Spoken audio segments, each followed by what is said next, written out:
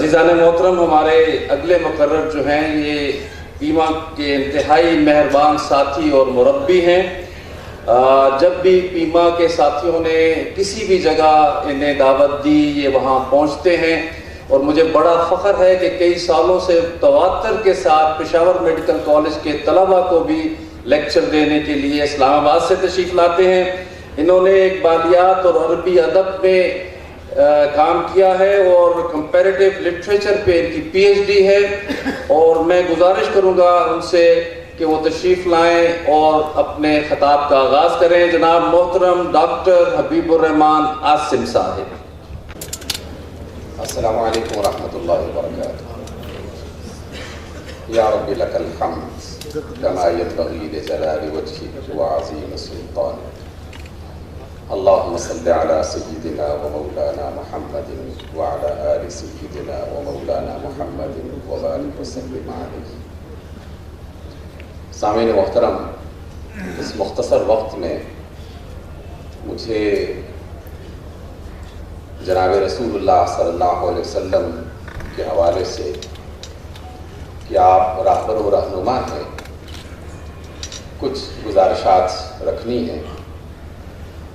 جو آپ تمام حضرات کے ذہنوں میں مجھے یقین ہے کہ پہلے سے بھی موجود ہوں گی، لیکن تازہ کر لینے میں کوئی حرج نہیں ہے، کیونکہ فطرت کا یہی تقاضا ہے اور انسانی زندگی کا یہی چلن ہے۔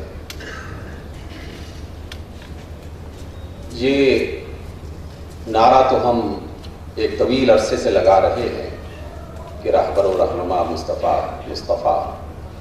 شاید اسی نعرے کو پیش نظر رکھتے ہوئے یہ عنوان آج کی اس مجلس میں رکھا گیا ہے۔ سب سے پہلے تو ان الفاظ پہ غور کر لیجئے، کیونکہ یہ سارے کے سارے الفاظ ہم اکثر سنتے پڑھتے بولتے رہتے ہیں، کیونکہ یہ سارے کے سارے الفاظ ہی ایک قائد اور لیڈر کی نمائندگی کرتے ہیں، چاہے وہ امام کا لفظ ہو، ہادی کا ہو، حاکم کا ہو، مرشد کا ہو، منتظم کا ہو، رہنما کا ہو، یہ سب الفاظ ہم جانتے ہیں۔ لیکن ان تمام الفاظ کی سب سے بہترین شکل اور ان تمام الفاظ کے اعتبار سے سب سے معتبر، سب سے زیادہ قابل اعتماد اگر کوئی شخصیت ہے تو وہ جناب محمد صلی اللہ علیہ وسلم کی ذات گرامی ہے، کیونکہ اللہ رب العزت نے یہی بات فرمائی ہے کہ لَقَدْ كَانَ لَكُمْ فِي رَسُولِ اللَّهِ أُسْوَةٌ حَسَنَةٌ، کہ رسول اللہ ہی تمہارے لیے آئیڈیل اور وہی اسوہ حسنہ ہے۔ رسول اللہ صلی اللہ علیہ وسلم نے پھر اس قیادت اور لیڈرشپ کو اور اس رہنما کو ایک حدیث میں اس طریقے سے بیان کیا کہ اس مجلس میں بیٹھا ہوا بلکہ زمین پر چلتا ہوا ہر ایک انسان وہ قیادت کے کسی نہ کسی درجے میں داخل ہو جاتا ہے۔ ایک ایسا کمپریہنسو جملہ جناب رسول اللہ صلی اللہ علیہ وسلم کی طرف سے، آپ کا فرمان کہ کلکم راع وکلکم مسئول عن رعیتہ، تم میں سے ہر شخص قائد ہے، لیڈر ہے، ذمہ دار ہے، اور اس سے اس کے ماتحت افراد کے بارے میں پوچھا جائے گا۔ اختصار کے پیش نظر آپ صلی اللہ علیہ وسلم کے اس فرمان کا ایک ٹکڑا بیان کیا گیا ہے، لیکن پورے فرمان میں پھر آپ علیہ السلام نے 4 لفظ استعمال کیے: حاکم کا، خادم کا، مرد کا اور عورت کا۔ آپ غور کر لیجئے گا بعد میں کہ انہی 4 الفاظ میں دنیا میں چلنے والے سارے کے سارے افراد شامل ہو جاتے ہیں، مرد و زن بھی، اور بڑے سے بڑا ذمہ دار اور چھوٹے سے چھوٹا خادم، وہ سب کے سب اپنی حیثیت اور اپنے دائرے میں ایک قیادت کا درجہ رکھتا ہے۔ لیکن ہم نے ان تمام کے حوالے سے جناب رسول اللہ صلی اللہ علیہ وسلم کی قیادت کے بارے میں اور ان سے کچھ سیکھنا ہے اور ان سے روشنی حاصل کرنی ہے۔ قائد اعظم، قائد اعلیٰ، سب سے بڑے لیڈر، سب سے بڑے قائد جناب رسول اللہ صلی اللہ علیہ وسلم نے اس زمین پر بسنے والوں کو درست کرنے کے لیے جو طریقہ کار اختیار کیا تھا وہ قانون سازی کا نہیں تھا، اس کی ابتدا قانون نافذ کرنے سے نہیں تھا، بلکہ اس کی ابتدا تھی تصورات کو درست کرنے سے۔ یہی وجہ ہے کہ اللہ رب العزت نے بھی سورۃ العلق کی پہلی 5 آیات، سورۃ المدثر کی پہلی ابتدائی آیات اور اس طرح بہت ساری ابتدائی مکہ کی صورتوں میں جو اسلوب اختیار کیا، اس میں نہ کوئی قانون، نہ کوئی شریعت، نہ کوئی حلال اور حرام، بلکہ انسانی تصورات کو درست کیا گیا، اس لیے کہ تصور درست ہو جائے تو رویے اور کردار خود بخود درست ہو جاتے ہیں۔ میں آج کی اس پڑھی لکھی مجلس میں تصورات یقیناً درست ہیں، لیکن کچھ باتوں کو دہرانا چاہتا ہوں، کیونکہ ان تصورات کے درست نہ ہونے کی وجہ سے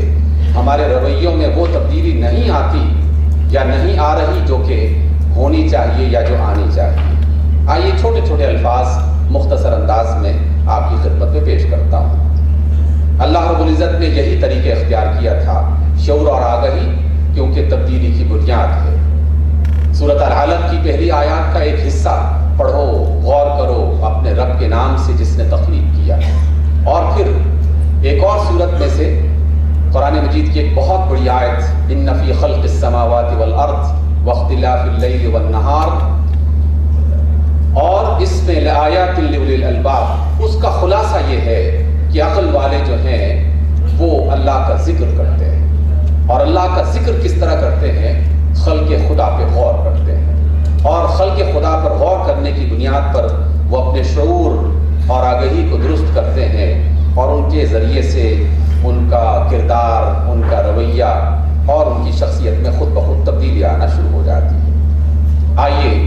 اپنے شعور کو درست کرنے کے لیے کچھ باتوں کو تازہ کر لیا جائے۔ دنیا کیا ہے؟ ہم لوگ کیا کہتے ہیں اس کے بارے میں؟ ہم دنیا کے بارے میں کچھ اسی طرح کی بات کرتے ہیں کہ کسی کے پاس گاڑی دیکھی، کسی کا بڑا اچھا مکان دیکھا، کسی کا کوئی رتبہ دیکھا، تو ہم کہنا شروع کر دیتے ہیں کہ یہ دنیا دار آدمی ہے۔ کیا دنیا گاڑی کا، مکانات کا اور مختلف قسم کے ساز و سامان کا نام ہے؟ دنیا کیا ہے؟ میں اس بات کو اس وجہ سے دہرا رہا ہوں کیونکہ ہم سب اسی طرح کا تصور رکھتے ہوئے اس کے بارے میں رویے اختیار کرتے ہیں کہ یہ بندہ بڑا دنیا دار آدمی ہے۔ دنیا کیا ہے؟ اس لفظ کو میں دہرا رہا ہوں تاکہ یہ سوال آپ کے ذہن میں تازہ ہوتا رہے۔ جواب یہ ہے کہ دنیا صرف موت سے پہلے عمل کی مہلت ہے، ایک عمر ہے، ایک زندگی ہے جو مجھے اور آپ کو دی گئی ہے، اور یہ تصور جناب رسول اللہ صلی اللہ علیہ وسلم نے ہمیں عطا کیا۔ دنیا کا وہ تصور جو دیگر لوگوں کے ذہن میں تھا، جناب رسول اللہ صلی اللہ علیہ وسلم کی تعلیمات اس کو یکسر تبدیل کر دیتی ہیں۔ نہ گاڑی دنیا ہے، نہ مکان دنیا ہے، نہ سونا چاندی دنیا ہے، نہ مال و متاع دنیا ہے۔ دنیا تو در حقیقت محض ایک مہلت عمل ہے کہ جس میں جو انسان جس نیت سے کام کر رہا ہوگا اسی کے مطابق اس کا انجام ہوگا۔ آخرت کیا ہے؟ بہت سے لوگ دنیا میں آخرت کو مانتے ہی نہیں تھے، لیکن جو مانتے تھے ان میں سے بھی بڑی اکثریت جو ہے وہ یہ خیال کرتی تھی کہ آخرت اگر ہوئی بھی تو مرنے کے بعد دوبارہ اٹھنے کا نام آخرت ہے۔ مرنے کے بعد دوبارہ اٹھنے کا نام آخرت نہیں ہے، بلکہ آخرت موت کے بعد عمل کی جزا کا نام ہے۔ جس کی جزا بہتر ہوئی اسی کی آخرت بہتر ہوئی، اور جس کی جزا بہتر نہ ہوئی اس کی آخرت بہتر نہ ہوئی۔ اس لیے جزا کو در حقیقت اللہ رب العزت نے آخرت کے تصور کے طور پر پیش کیا ہے، محض ایک مرحلے کا نام آخرت نہیں ہے۔ دین اسلام کیا ہے؟ دین اسلام کے بارے میں بھی ہمارے ہاں یہی تصور ہے۔ میں اکثر یہ بات سنتا رہتا ہوں اور آپ بھی دیکھتے رہتے ہیں، کوئی شخص نماز پڑھ رہا ہو تو ہم کہتے ہیں کہ وہ عبادت کر رہا ہے، کوئی حج پہ گیا ہو تو کہتے ہیں کہ عبادت کی غرض سے گیا ہے، روزے پہ گیا ہے، روزہ رکھا ہوا تو عبادت کر رہا ہے، اور انہی 4-5 چیزوں کو ہم دین کہتے ہیں۔ جبکہ دین کیا ہے؟ دین پورا کا پورا قرآن اور سارے کے سارے صاحب قرآن کی حیثیت جو کچھ بھی ہے، دین کا خلاصہ ان 2 لفظوں کے اندر پایا جاتا ہے۔ پورا کا پورا قرآن دین ہے، اور پوری کی پوری ذات نبی محمد صلی اللہ علیہ وسلم یہ در حقیقت دین ہے۔ اس لیے قرآن اور صاحب قرآن جہاں کہیں کسی فرد کو دین سمجھانا ہو تو اس کی تمام تفصیلات کو ترک کر دیجئے، صرف ان 2 لفظوں پر اپنی توجہ مرکوز کر لیں، باقی تفصیلات خود بخود اس کے اندر آ جائیں گی کہ قرآن اور صاحب قرآن بس یہی دین ہے۔ اور یہ دین ہمیں سب سے پہلے جو بات سکھاتا ہے قرآن کی صورت میں بھی اور نبی محترم صلی اللہ علیہ وسلم کی تعلیمات کی صورت میں بھی، وہ جس آیت کا حوالہ بھی ہم نے دیا تھا، اقرأ بسم ربک الذی خلق خلق الانسان من علق، معرفت ذات اور ذات کی پہچان اس کی پہلی بنیاد تھی، اس کا پہلا سبق تھا۔ اور دوسری آیت جس کا حوالہ میں نے بھی کچھ دیر پہلے دیا کہ زمین و آسمان اور دن اور رات کی تبدیلی اور مخلوق خدا پہ غور کرنا یہ ذکر ہے اور یہ عقل والوں کا کام ہے، اور یہ ذات کی پہچان کا دوسرا دائرہ ہے، انسان کی اپنی ذات کا دائرہ اور اس کائنات پر غور و فکر کرنا، یہ معرفت ذات کے حوالے سے ہمیں اللہ کے رسول صلی اللہ علیہ وسلم تعلیم دیتے ہوئے دکھائی دیتے ہیں۔ کائنات کے بارے میں جو تصور کرتے ہیں، جو غور کرتے ہیں، وہ تمام تر غور و فکر کرنے کے بعد دن بدن اس نتیجے تک پہنچ رہے ہیں اور اس میں پختہ ہوتے چلے جا رہے ہیں کہ کائنات بکھری ہوئی مخلوقات کا نام نہیں ہے، بلکہ ایک ایسی اکائی ہے کہ جس میں ساری مخلوقات مل کر ایک مکمل پیکج بنتی ہے۔ جمادات، نباتات، حیوانات، حشرات، مادہ، توانائی، پانی، ہوا، مٹی، آگ، یہ ساری کی ساری چیزیں اور یہ سارے کے سارے عناصر مل کر اس کائنات کو بناتے ہیں، اور کائنات ایک اکائی کا نام ہے۔ بالکل اسی طریقے سے جیسے کائنات ایک اکائی کا نام ہے،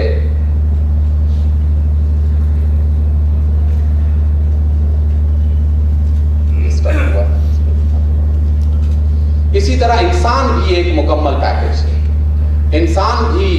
صرف اس کے بدن کا نام نہیں ہے جس کی بنیاد پر دنیا کی ایک بہت بڑی آبادی صرف اسی تک محدود ہو کے رہ گئی، اور صرف ایک نفس کا نام نہیں ہے جس کی بنیاد پر ایک دوسری دنیا جس نے جسم کو انسان سے الگ کر دیا اور جنگلوں بیابانوں میں خیالات میں گم ہونے لگی اور وہ نفس کے اندر چلی گئی۔ اور اللہ رب العزت نے قائد اعظم جناب رسول اللہ صلی اللہ علیہ وسلم نے فرمایا، قرآن مجید اور صاحب قرآن بتاتا ہے کہ روح اور نفس اور بدن ان تینوں کا مرکب ہے انسان۔ ان کی تفصیلات پر آپ نے غور کرنا ہے، زندگی انہی تفصیلات پر غور کرنے میں گزر جائے تو اسی میں کامیابی ہے۔ آئیے ہم آگے دیکھتے ہیں کہ جناب رسول اللہ صلی اللہ علیہ وسلم نے ہمیں اور کیا کیا تعلیمات عطا کی ہیں۔ یہ جو انسان کی بات کر رہے ہیں اس کو ان 3 حوالوں سے ہمیں دیکھ لینا چاہیے، اور کائنات کے حوالے سے اور خاص طور پہ انسان کے حوالے سے، کہ 3 ہماری حیثیتیں ہیں، ایک فرد کی اور ایک معاشرے کی اور ایک ریاست کی۔ اور قائد اعظم جناب رسول اللہ صلی اللہ علیہ وسلم ان تینوں حوالوں سے ہماری رہنمائی کرتے ہیں۔ فرد کے حوالے سے اللہ کے رسول کی رہنمائی کیا ہے؟ فرد کے حوالے سے اللہ کے رسول کی رہنمائی کا پہلا پیغام، پہلا سبق کہ تم سب آدم سے ہو اور آدم مٹی سے بنائے گئے تھے۔ دوسرا سبق، رسول اللہ صلی اللہ علیہ وسلم کا تصورات کو درست کیا گیا ہے۔ آپ نے فرمایا کہ اللہ نے زمین کے مختلف مقامات سے مٹیاں اکٹھی کی اور پھر ان مٹیوں کے مرکب سے آدمی کو بنایا۔ یہ تصور دے رہا ہے ہمیں ایک خاص راستہ، اور وہ راستہ یہ ہے کہ زمین پر پائے جانے والا کوئی بھی انسان بیکار نہیں ہے۔ ہر ایک انسان کسی نہ کسی خوبی اور کسی نہ کسی کمال کو رکھتا ہے اپنے اندر، اس لیے کہ اللہ رب العزت نے جس طرح انسان کو مختلف مٹیوں سے بنایا ہے تو اس مٹی کے جوہر کے اثرات ہر ایک انسان کے اندر پائے جاتے ہیں۔ اللہ رب العزت فرماتے ہیں کہ یقیناً ہم نے انسان کو بہترین ساخت میں پیدا کیا ہے، اور آپ حضرات کا یہ کام ہے کہ انسان کی اس بہترین ساخت کو برقرار رکھنے کے لیے آپ اپنے میدان میں کام کرتے ہیں اور لوگوں کی رہنمائی کرتے ہیں۔ رسول اللہ صلی اللہ علیہ وسلم نے فرمایا اور قرآن مجید کی اس آیت کو ہمارے سامنے پیش کیا جو انسان کی ساخت کے ساتھ ساتھ اس کی تعلیم، اس کی ذہنی صلاحیت، اس کی طرف اشارہ کر رہی ہے۔ فَتَلَقَّى آدَمُ من ربہ کلمات من ربہ، اس کی طرف اشارہ ہے، اور آدم نے اپنے رب سے کلمات سیکھے، یقیناً وہ توبہ قبول کرنے والا اور بڑا مہربان ہے۔ ایک اور تصور اسی انسان کے بارے میں جو ہمارے ذہنوں میں بیٹھنا چاہیے، جس کی وجہ سے ہمارے رویے بدلیں گے، کہ اللہ نے انسان کو عزت کا احساس دیا ہے، عزت کا احساس دیا ہے۔ احساس پر آپ نے توجہ کرنی ہے، کیونکہ یہ عزت کا احساس دنیا میں پائی جانے والی بے شمار مخلوقات کو اللہ رب العزت نے نہیں عطا کیا۔ انسان کو عزت کا احساس دیا ہے، جس کی وجہ سے ہم لوگ اپنے رویوں کو تبدیل کرتے ہیں، اور اسی بنیاد پر اللہ کے رسول صلی اللہ علیہ وسلم ہمیں ایک اصول عطا فرما رہے ہیں کہ عزت کے احساس تو پہلے بھی موجود تھے انسانوں کے اندر، لیکن اس کا جو قبلہ درست کیا گیا وہ ان الفاظ میں درست کیا گیا ہے کہ ہر ایک انسان قابل احترام ہے۔ یہ خلاصہ ہے جناب رسول اللہ صلی اللہ علیہ وسلم کے فرامین کا، ہر ایک انسان قابل احترام ہے، لیکن ایمان اس انسان کے احترام میں اضافہ کر دیتا ہے، اور اگر ایمان کے ساتھ ساتھ علم بڑھتا چلا جائے تو اس میں احترام میں مزید اضافہ ہو جاتا ہے، اور اگر ایمان اور علم اس کے ساتھ تقوی شامل ہو جائے تو وہ سب سے بلند ترین ان اکرمکم عند اللہ اتقاکم اس صورت میں آ جاتا ہے کہ سب سے زیادہ عزت اور سب سے زیادہ احترام کے لائق وہ شخص ہے کہ جس کے اندر تقوی پایا جاتا ہے، ایمان اور علم اور تقوی۔ جناب رسول اللہ صلی اللہ علیہ وسلم نے جو تعلیمات دی قرآن مجید کی روشنی میں ہی ہمیں تعلیم دی ہے۔ قرآن فرماتا ہے کہ اور ہم نے اولاد آدم کو عزت عطا کی اور اسے خشکی اور سمندر پر غالب کیا، اور وہی قرآن ہمیں بتاتا ہے کہ اس انسان کے لیے اس اللہ نے سورج اور چاند اور ستاروں کو مسخر کر دیا۔ جان لو کہ خلق بھی اسی کی ہے اور حکم بھی اسی کا۔ یہ اتنا بڑا فرمان ہے،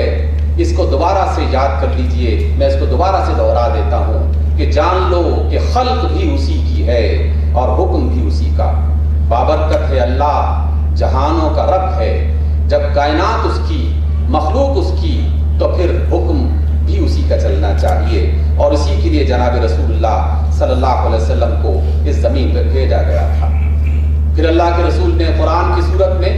اور اپنی باتوں کی صورت میں یہ تعلیم دی کہ پھر ہم نے تمہیں خلیفہ بنا دیا زمین میں، تاکہ یہ دیکھیں کہ تم کیسے عمل کرتے ہو۔ آپ میں سے ہر فرد اس زمین پر خلیفہ ہے، اور اللہ نے کھل کر یہ بات کہی کہ ہم تمہارے عمل کو دیکھ رہے ہیں اور اس کی بنیاد پر فیصلہ کیا جائے گا۔ وہ اللہ اور وہ رسول جو ہمیں انسان کے حوالے سے ہمارا تعارف پیش کر رہے ہیں، اسی قرآن میں ہمارا ایک اور دوسرا تعارف بھی رکھا گیا ہے، اور وہ یہ ہے کہ تم بڑے باعزت ہو،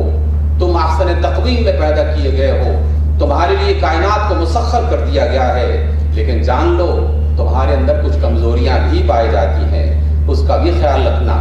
یقیناً ہم نے انسان کو مشقت میں پیدا کیا ہے، مشقت میں پیدا ہوا،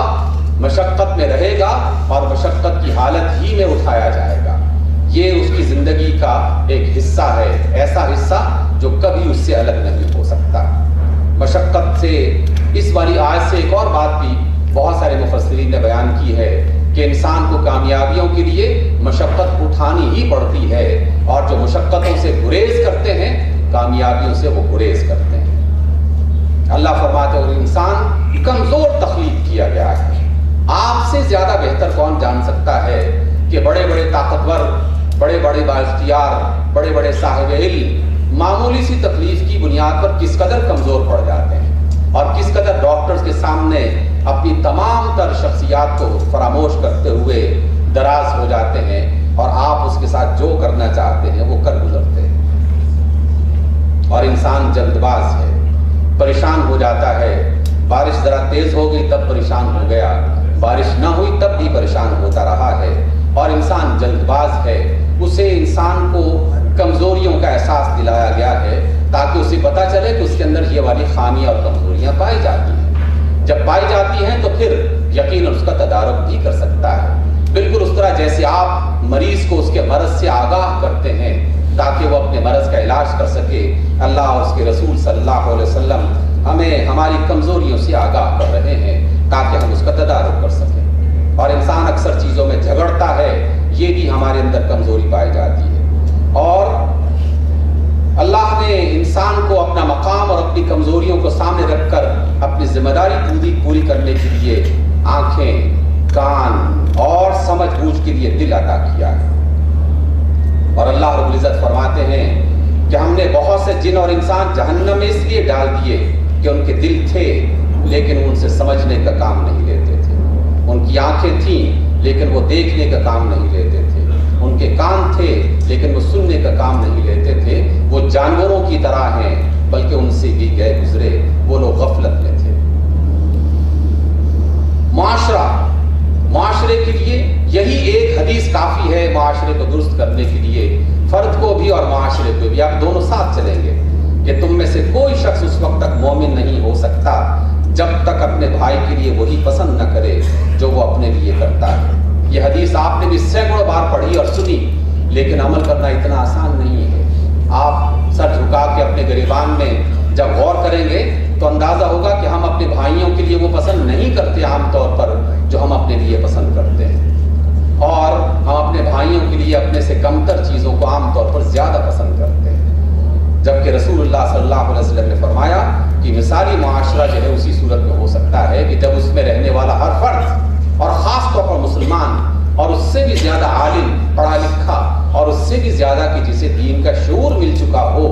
وہ اگر اس حدیث پر عمل نہیں کر رہا تو ایک عام سادہ بندے سے کیا توقع کی جا سکتی ہے؟ جناب رسول اللہ صلی اللہ علیہ وسلم نے ہمیں یہ تعلیم دی ہے، اسی وجہ سے فرمایا کہ کسی نیکی کو حقیر نہ سمجھو، چاہے وہ اپنے بھائی کو مسکراتے ہوئے چہرے سے ملنا ہی کیوں نہ ہو۔ ابھی کچھ دیر پہلے آپ اس حدیث کی تفصیل سن رہے تھے۔ ریاست جو انسان کے لیے ایک تیسرا بڑا دائرہ ہے جس کے بغیر انسان اس دنیا میں صحیح زندگی پوری نہیں کر سکتا۔ اللہ اور اس کے رسول صلی اللہ علیہ وسلم اور رسول اللہ جو قائد اعظم اور قائد محترم ہیں، سب سے بڑے قائد، وہ بتاتے ہیں کہ فلاحی ریاست کا تصور ہم آپ کو دے رہے ہیں، اور فلاحی ریاست قرآن و حدیث کی جو تعلیمات اس کا خلاصہ صرف یہ ہے کہ ہر شہر کی بنیادی ضرورتوں کو پوری کرنے کا بندوبست کرنا یہ فلاحی ریاست کی ذمہ داری ہے۔ اور اس فلاحی ریاست کو اگر میں مختصر انداز میں پیش کروں تو یہ چند الفاظ آپ کے سامنے بنتے ہیں۔ ہم نے بھی ان کلمات کو بہت زیادہ رگیدہ تھا کہ لوگوں کو کیا نعرہ دے دیا ہے، جبکہ حقیقت یہ ہے کہ یہ نعرہ انسانی ضرورت ہے، اس کو نظر انداز نہیں کیا جا سکتا، اور جو ہم پیش کر رہے ہیں اس کو بھی نظر انداز نہیں کیا جا سکتا۔ ہماری مشکل یہ ہے کہ ہم نے مختلف چیزوں کو آپس میں تقسیم کر کے آپس میں الجھنا شروع کر دیا۔ روٹی کپڑا مکان، صحت تعلیم، امن و امان، عدل و انصاف، اللہ کی باتوں کو عام کرنے کا اہتمام، یہ جناب رسول اللہ صلی اللہ علیہ وسلم نے نہ صرف تعلیم دی بلکہ اس پر عمل کر کے دکھایا۔ اس لیے یہ ذمہ داری ہے، اور قرآن کی سورت الحدید کی آیت نمبر 25 اس کی وضاحت کر رہی ہے، اور ہم نے اپنے رسولوں کو واضح نشانیاں دے کر بھیجا اور ان کے ساتھ کتاب اور میزان اتاری تاکہ لوگ انصاف پر قائم رہیں، اور ہم نے لوہا اتارا جس میں سخت قوت ہے اور لوگوں کے لیے بہت سارے فوائد۔ معیشت، روٹی کپڑا مکان اور زندگی کی ضرورتوں کو پورا کرنے کے لیے ریاست کی ذمہ داری ہے، معاشرے کی ذمہ داری ہے، فرد کی ذمہ داری ہے کہ عزت سے رزق حلال کمانا سب کا حق ہے، تو سب کو یہ سہولتیں مہیا کی جانی چاہیے۔ اور ترقی معیشت کے میدان میں انہی چار بنیادوں پر ہو سکتی ہے: صلاحیت، محنت، امانت، اور ترقی خود بخود سامنا کرتی ہے۔ جناب رسول اللہ کا ایک فرمان ہی کافی ہے آپ سب کے لیے بھی، اور دنیا میں ہر میدان سے تعلق رکھنے والے ہر چھوٹے بڑے فرد کے لیے جناب رسول اللہ فرماتے ہیں کہ اللہ نئی نئی ایجادات کرنے والوں کو پسند کرتا ہے، اور ہمیں اس بات کی تعلیم دی جا رہی ہے کہ جو تعلیم ابھی کچھ دیر پہلے ہم بات کر رہے تھے کہ جو باتیں اس مجلس میں اب بتائی جا رہی ہیں،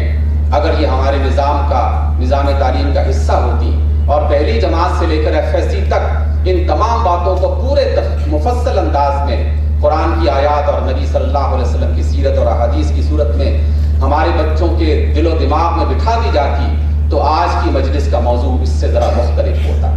لیکن چونکہ وہ بات نہیں ہے، اس وجہ سے ان تصورات کو بار بار پیش کرنا پڑتا ہے۔ یہ تعلیم جس کا ہم نے ذکر کیا کہ انسان کی ترقی کے لیے ایک بنیاد ہے، پھر امن و امان، رسول اللہ صلی اللہ علیہ وسلم نے اس پر عمل کیا تھا، اور مدینہ میں انصار اور مہاجرین کو بھائی بنایا، یہودیوں کے ساتھ صلح اور معاہدے کیے، قریبی قبائل کے ساتھ معاہدے کیے، عسکری تیاری کی۔ ہم نے کیا کیا؟ پڑوسیوں کو ناراض کیا، اہل ایمان کو ناراض کیا، دشمنوں کو اپنا دوست بنانے کی سائیلا حاصل کر رہے ہیں اور عسکری تیاری معاملات کافی سوالات اٹھانے والے ہیں۔ عدل، سستا، فوری، سب کے لیے یکساں، ایک ایک لفظ بہت سوچ سمجھ کے لکھا گیا ہے۔ آپ تک پہنچانے کا مطلب یہ نہیں کہ آپ نے یہ اور ہم نے پیش کرنا ہے، ہم نے بھی اس کے اندر اپنا حصہ ڈالنا ہے، فرد کے طور پر، معاشرے کے طور پر، اور چونکہ ہم ریاست کا حصہ ہیں، آپ کی آواز کہیں نہ کہیں اثر رکھنے والی ہے، کہیں نہ کہیں رہنمائی دینے والی ہے، کہیں نہ کہیں قبلہ درست کرنے میں اپنا کردار ادا کرنے والی ہے۔ اس لیے یہ بات آپ تک پہنچائی جا رہی ہے۔ اس کا تعلق صرف عدالتوں کے ساتھ نہیں ہے، بلکہ اس کا تعلق عدالتوں سے لے کر فرد اور معاشرے سب تک پہنچتا ہے۔ نظام فطرت کی خصوصیات جناب رسول اللہ صلی اللہ علیہ وسلم نے ہمیں عطا کی ہیں۔ ان میں سے ایک ایک چیز آپ کی تعلیمات کا بنیادی حصہ ہے، لیکن ہمارے عمل کا بنیادی حصہ نہیں ہے، نہ ہمارے فرد میں، نہ ہمارے معاشرے میں، نہ ہماری ریاست میں۔ پاکیزگی یہ فطرت کا حصہ ہے، کائنات کا ایک بہت بڑا اصول ہے، اللہ کے رسول کی تعلیم ہے کہ پاکیزگی اور صفائی ستھرائی یہ ایمان کا حصہ ہے۔ خوبصورتی کائنات کا تعارف ہے، اللہ تعالیٰ کا جمال ہے، اللہ تعالیٰ کے جمال کا عکس ہے، اور ہمیں بتایا گیا جناب رسول اللہ صلی اللہ علیہ وسلم کی طرف سے کہ لوگوں اپنے آپ کو اچھا بناؤ اور دیدہ زیب بناؤ اپنے گھروں کو، اپنے معاشروں کو، اپنی باتوں کو، اپنے کرداروں کو۔ اس کی تعلیم دی گئی ہے۔ اعتدال حصہ ہے کائنات کا، اسی کی بنیاد پر وہ قائم ہے، اور اللہ کے رسول کا فرمان ہے کہ میانہ روی اور اعتدال اختیار کرو۔ تعاون کائنات کے سسٹم کو چلانے کا بہت بڑا اصول ہے، اس کے بغیر کائنات ایک پل کے لیے نہیں چل سکتی، اور اللہ نے یہی اصول ہمیں عطا کیا ہے۔ اس کائنات میں سب سے اہم ترین مخلوق انسان کو، کہ جناب رسول اللہ صلی اللہ علیہ وسلم نے قرآن کی اس آیت کو ہمارے لیے انمول قانون کے طور پر پیش کر دیا ہے۔ تعاونوا علی البر والتقوی ولا تعاونوا علی الاثم والعدوان۔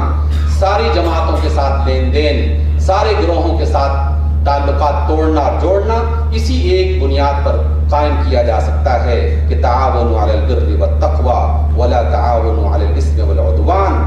ترقی اور کمال انسان کی اس دنیا میں اور کائنات کی زندگی میں اللہ رب العزت نے روز اول سے رکھا ہوا ہے، اور قیامت تک یہ ترقی و کمال کا سفر جاری رہے گا۔